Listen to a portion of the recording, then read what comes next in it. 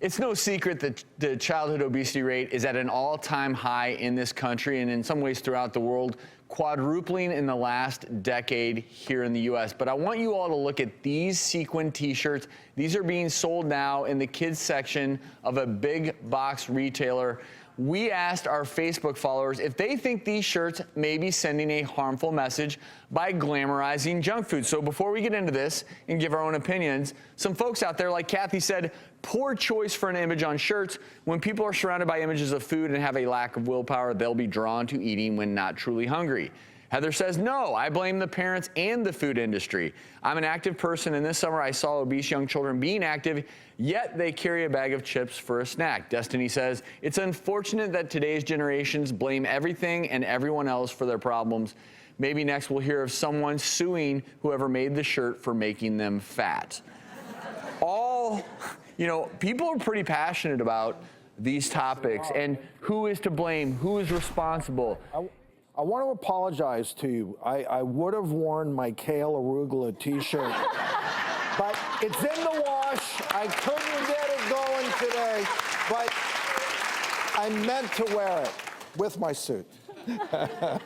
I have a 9-year-old and a 7-year-old, and when they open up any app nowadays or watching TV, you just see so much advertising for truly unhealthy foods. But kids like this stuff. So when I see t-shirts like this, I kind of want to care, but I really don't, because I just don't think this is what's causing the problem. I agree. I really feel like it's sort of overblown. Like I feel like if they want to wear a sequin shirt with pizza on it, that's not what's going to make them obese. It's getting them off the screens. It's going into the schools, seeing what kind of food they're offering, what kind of nutrition we're talking about with our kids as parents. I mean, while yes, theoretically, subliminally, they are getting all of these messages, I feel like there's so many more constructive Well, it's also ways interesting, to work and I on think this. where we run into trouble in this country now is we also look at a piece of pizza and we assume that that's bad for you. And the truth is, I've talked about pizza, if made correctly, can be a vegetable delivery system. It can be quite good for you. Even French fries, if they're made the right way, and sweet potato, if they're made the right way at home, baked French fries, made the right way, don't have to be unhealthy. So we have to flip the script a little bit. But where I do think people's passion is properly placed is, make no mistake about it, there are apps out there that are directly designed to tantalize your children. And then there are a lot of messages in those apps, and these may be free apps, where subtly they are being told how great all this junk food is. And we have a problem in this country. The rates of obesity have skyrocketed. Kids who are obese, they're more likely to develop heart disease, type 2 diabetes. They're more likely to die earlier.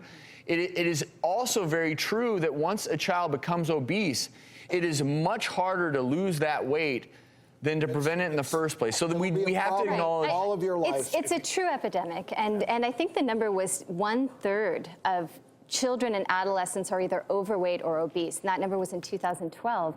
So it is a huge problem, but I think that we just need to get our kids. Blame it on the we need to get them active. We need to focus on their diets. You know what? Instead of saying don't eat pizza, again, my mentality has always been, since I started hosting this show, and I've learned so much over the last decade, feed your kids pizza, but make them realize that pizza doesn't have to be bad. Give them foods that they enjoy that are also good for them.